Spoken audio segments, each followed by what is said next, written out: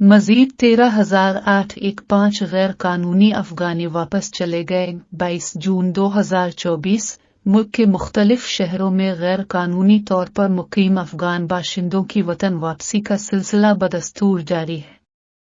पाकिस्तान से मजीद 13,815 अफगान शहरी अपने मुल्क चले गए। अदाद और शुमार के मुताबिक 11 जून से 21 जून तक मजीद 13,815 अफगान बाशिंदे अपने मुल्क चले गए। वापस जाने वालों में 5,014 मर्द, 4,087 ख्वातीन और 4,714 बच्चे शामिल हैं। अफगानिस्तान रवानगी के लिए 547 गाड़ियों में 498 खानदानों की अपने वतन वापसी अमल में लाई गई है।